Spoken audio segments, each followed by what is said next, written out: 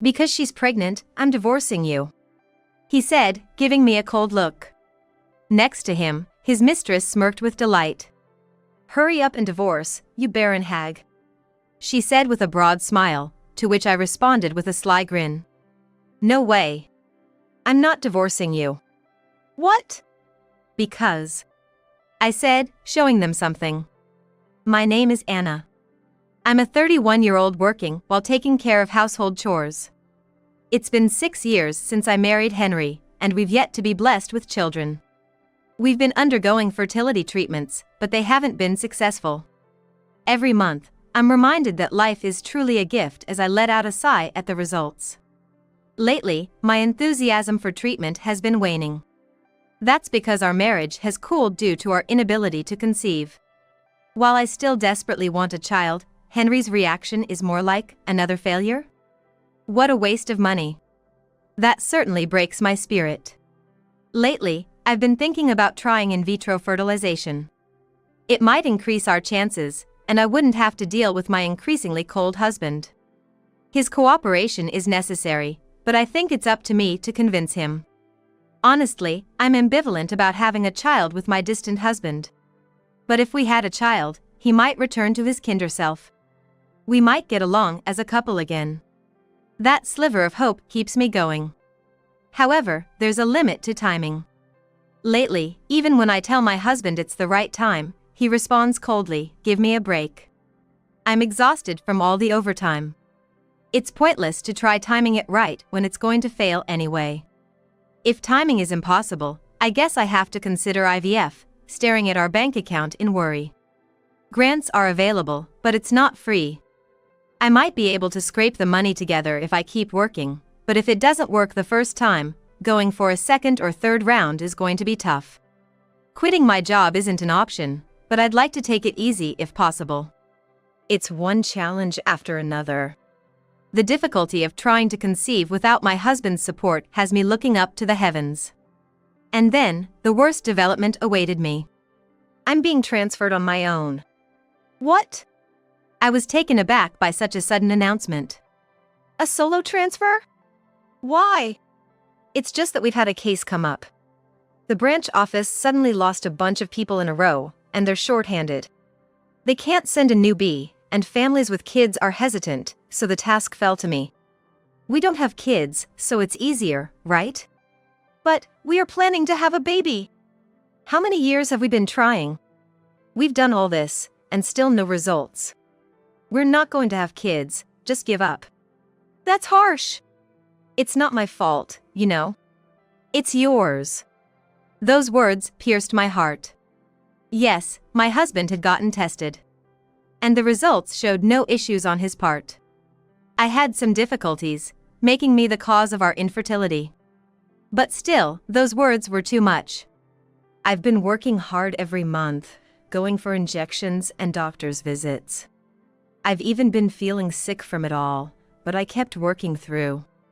If the results don't come, it's all for nothing. His cruel words finally made me burst into tears. That's the problem with women, thinking crying will solve everything. Anyway, you have a job, so I'm going alone. Are you saying I don't have the option to come with? So you're quitting your job? I struggled to find words. There was the option to quit my job and follow him. But whether I could find a job that pays as well as my current full-time position in a new place was uncertain. And if I were to continue infertility treatments there, starting over at a new clinic, I was left speechless. I'll start preparing tomorrow. With a glance at me, he retreated into his room. In the end, I gave up on going with him. His transfer was finalized, and after a while, he left the house. Living separately, I started visiting him on weekends. He lived in a company-provided accommodation. When I arrived, he wasn't particularly welcoming and just handed me a week's worth of laundry to do. Washing and hanging it took up time, and by the time I was done and had cleaned up the room, the day was over. He just lays around, messing with his phone. Despite being in a new place, there were no outings together. "See you next week then, my maid," he'd say. It was only natural for a sense of emptiness to sweep through my heart. What's the point of being married? A few months later, on a weekday, I received a message from him. It read, "It must be hard for you to come every weekend. Once a month is fine." What? I was surprised, but it seemed he was too busy with work. In other words, my visit was a bother. The emptiness turned into sadness. Maybe it's really impossible to hope for a baby now.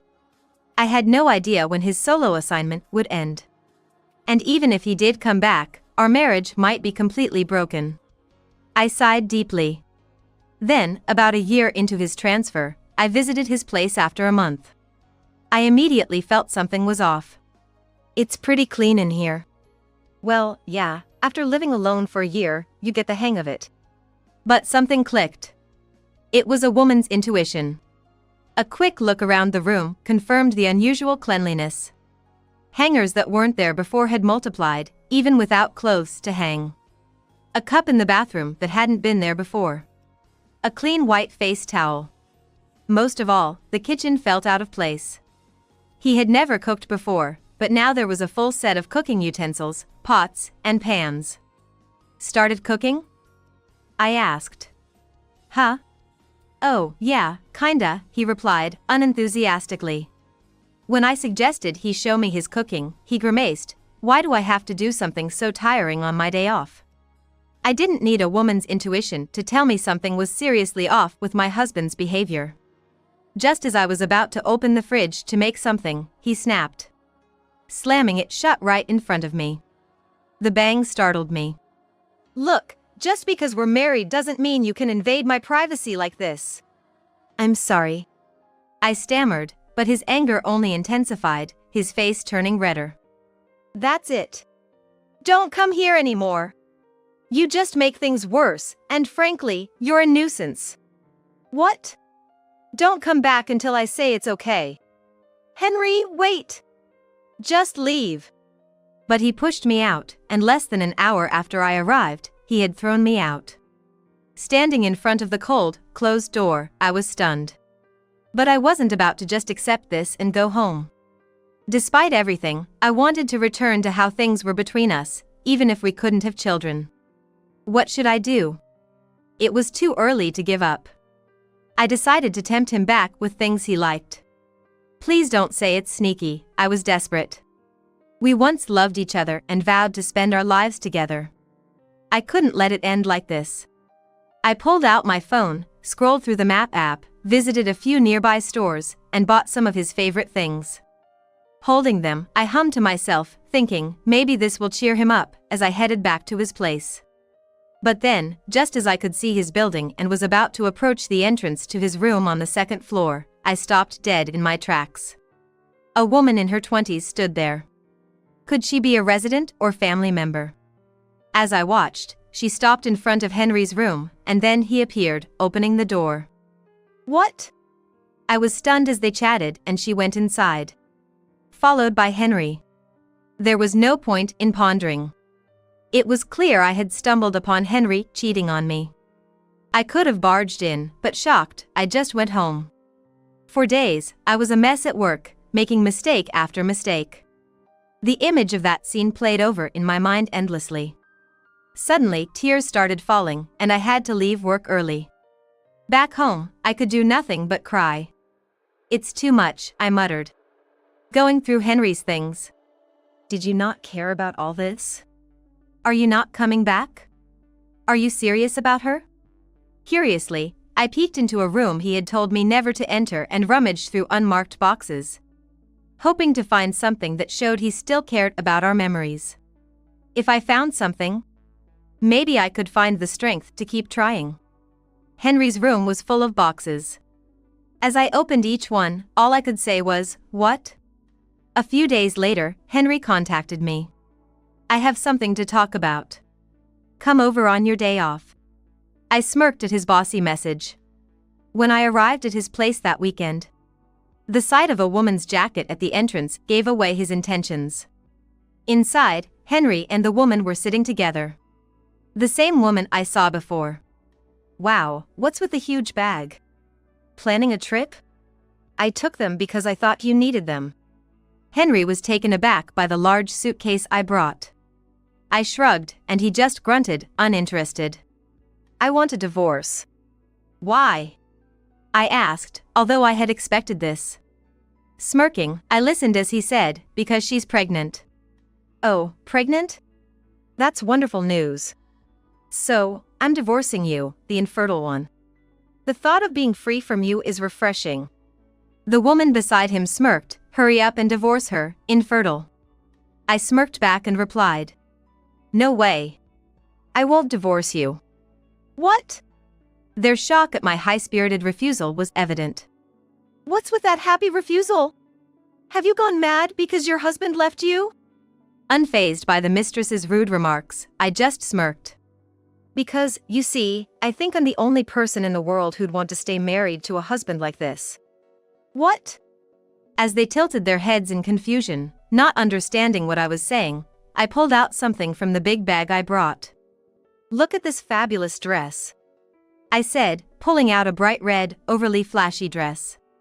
It was the kind of dress that's so embellished with sequins, frills, and extravagant decorations that it's too much even for a wedding these days, dazzling and heavy. Just as the mistress was about to comment on how tacky and in poor taste the dress was. Whoa, what? Henry's scream echoed throughout the room. Anna! Where in the world did you find that? Where? From the personal belongings you left at home. You went through my stuff? Well, you haven't come home for over a year since you started your remote assignment. I thought something important might get moldy if not properly stored. But you didn't have to go through my things without asking. It's good I did. This dress was safe, but some items were moldy. What? More shocked by the mold than my prying, Henry screamed even louder. Tears welling up in his eyes. Hey, Henry! Henry's mistress, still confused, asked. What's going on? Why do you have such a dress in your room? And if what you're saying is true, you have several? Why?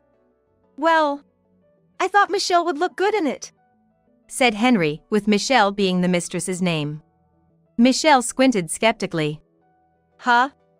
You know I hate flashy clothes like this. I've told you many times I prefer subdued colors and designs.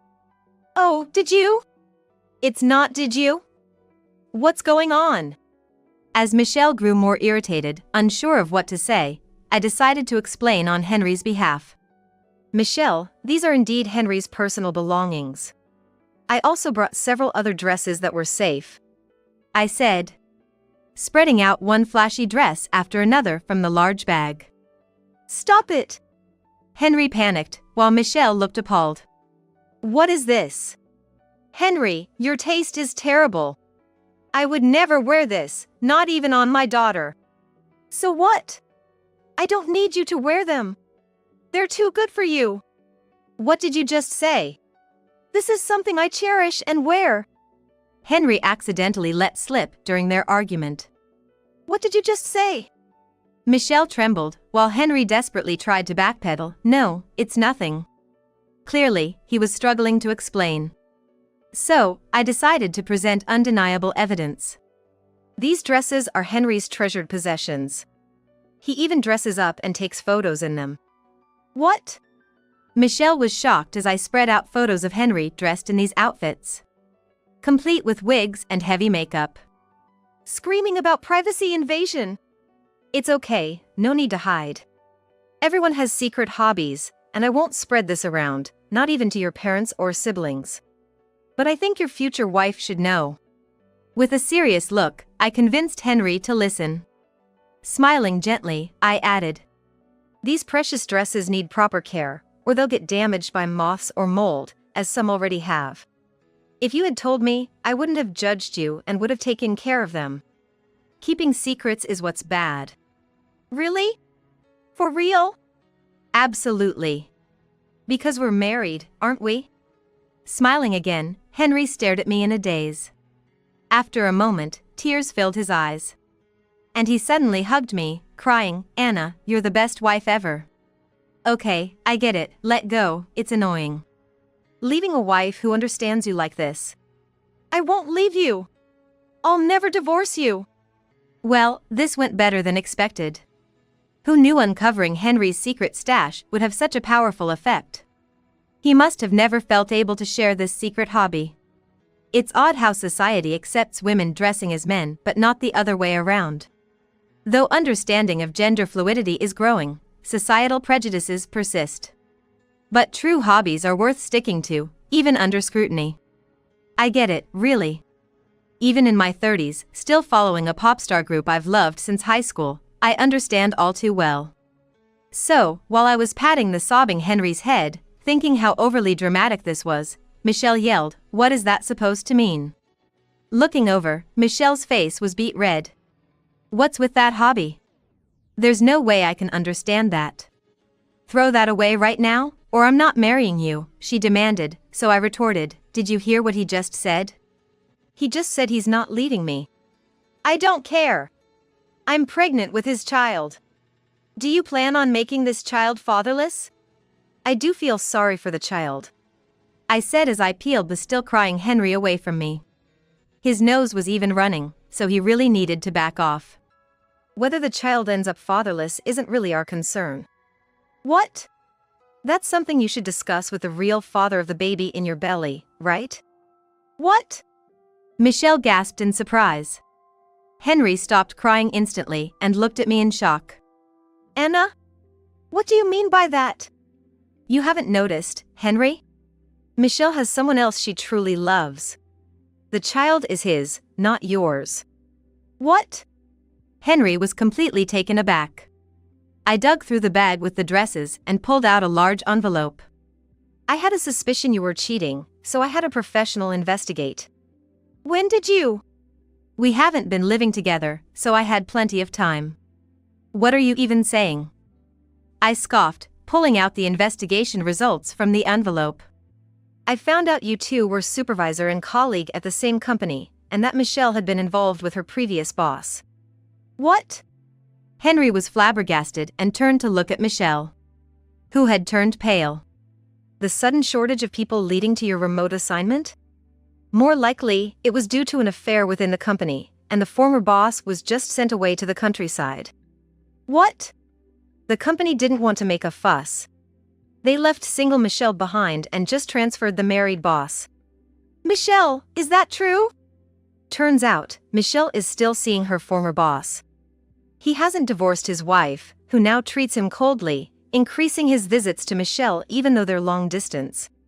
Henry was speechless with shock. Yet, the former boss still loves his wife and won't divorce her. His wife, stubborn as ever, refuses to divorce too, making it impossible for Michelle to take him away. That's where you come in, Henry. Me? You fell for Michelle's temptation easily, didn't you? Henry had no response. It's terrible to cheat just because things between us have cooled off. I'm sorry, Henry mumbled, but I ignored him and turned to Michelle. Any defense or excuse? Her silence was enough. You can insist the child is Henry's all you want, but timing and frequent meetings suggest otherwise. Plus, a paternity test will reveal the truth about the parentage. I smirked, and Michelle stood up abruptly. Fine. A man who easily falls for another woman is no loss to me. She huffed before storming out.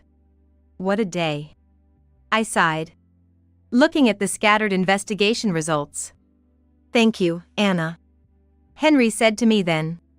He smiled gently. Thank you for understanding my hobbies. And, he continued, I'll be more supportive in trying for a baby. No need for that. Huh? I'm saying something great face is unnecessary. I thought we could reconcile, but... What? No, because we're going to start over, right? You said we wouldn't get a divorce. But I can't continue with someone who cheats after just a short separation. What? Don't joke like that. There's your true nature. Getting angry when things don't go your way. Ugh. I don't mind your hobby. If you'd been honest, I might have even helped. But it's too late. Anna, wait a moment. I won't wait. Please sign the divorce papers immediately, I demanded, throwing the papers at him and leaving the room. Wait for me. His cries didn't reach me anymore. Eventually, through a lawyer, the divorce was finalized smoothly. The pregnancy aside, Henry's infidelity was indisputable. Henry kept saying I was the only one who understood his hobbies, but I moved on. As for Michelle, she was finally fired after a series of infidelity incidents came to light within the company. It turns out the child she was carrying was indeed her former boss's, and when she turned to him, leading to a dramatic confrontation. The former boss is likely on the brink of divorce. However, infuriated that Michelle caused the divorce with his beloved wife, he cut off all contact with her. With nowhere left to turn, Michelle shockingly showed up at her ex-husband's place. But her ex, having disrupted the company's morale like the former boss, was also demoted. Completely drained of money and facing a pay cut from his demotion, he ended up gaunt from stress. Disgusted by his miserable state in a rundown apartment, Michelle left him. She's now living a constrained life under her parents' roof, furious at her continuous misconduct. Feeling relieved after dealing with my ex-husband and Michelle, I moved out and started anew in a fresh condo. I don't want to see the inability to have children as a fortunate misfortune. I wonder if having a child would have led to a different future. But life doesn't entertain what-ifs. Using failure as a stepping stone and applying it to the future is what life is all about. Next time, whether it's just the two of us or with someone who loves and is loved in return, that's the goal. For that, first comes self-improvement, so I'm motivated to work hard both in my career and personal life.